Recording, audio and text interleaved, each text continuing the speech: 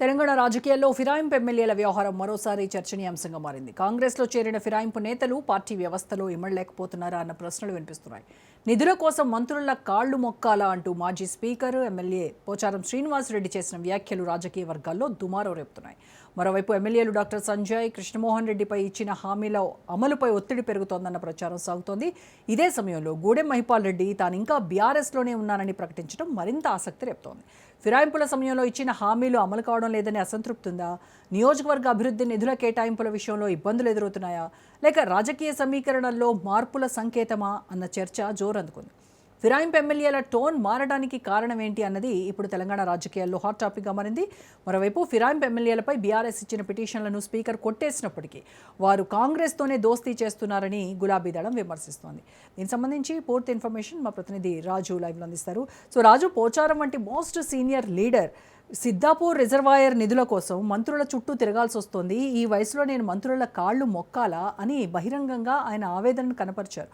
ఇది మొత్తం అంతా కూడా చాలా స్ప్రెడ్ అయ్యి వైరల్ అయిన తర్వాత ఒక టాక్ అయితే వినిపిస్తూ ఉంది. అంటే పార్టీ మారి కాంగ్రెస్లోకి వెళ్ళినటువంటి నేతలకు సరైనటువంటి ప్రాధాన్యత లభించట్లేదు అనటానికి ఇదిగో ఇదే లైవ్ ఎగ్జాంపుల్ అన్నట్టుగా విమర్శలు వస్తూ ఉన్నాయి. సో ఏం చెప్తున్నారు నేతలు?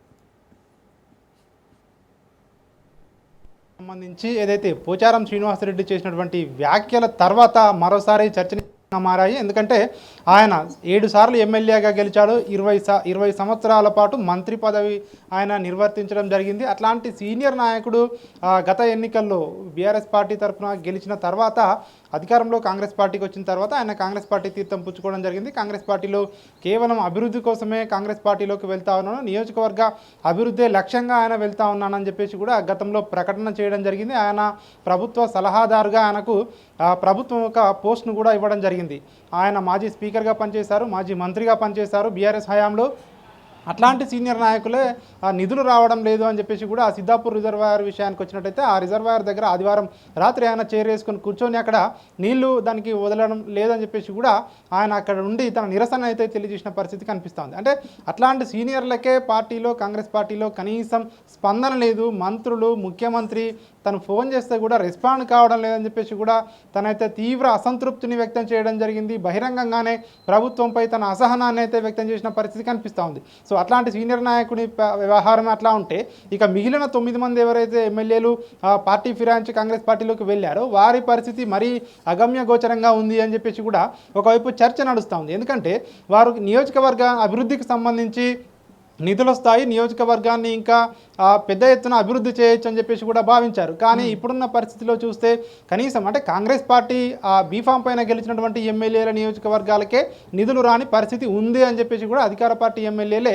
చెప్తా ఉన్నారు. సో ఇట్లాంటి నేపథ్యంలో పార్టీ ఫిరాయించిన ఎమ్మెల్యేల పరిస్థితి, వారికి నిధులు అసలే రావడం లేదన్నటువంటి చర్చ కూడా కొనసాగుతూ ఉంది. రాష్ట్రంలో కొంతమంది మంత్రులు ఎమ్మెల్యేలకే అపాయింట్మెంట్లు ఇవ్వడం లేదు అన్నటువంటి చర్చ కూడా ఇప్పటికే కాంగ్రెస్ పార్టీలో జరిగింది.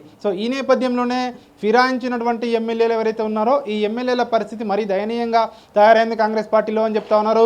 ఒకవైపు ఈ ఫిరాయింపు ఎమ్మెల్యేలకు సంబంధించి కోర్టు కేసులు హైకోర్టు, సుప్రీంకోర్టు వరకు కూడా వెళ్ళింది. స్పీకర్ నిన్న మొన్నటి వరకు కూడా విచారణ చేయడం జరిగింది.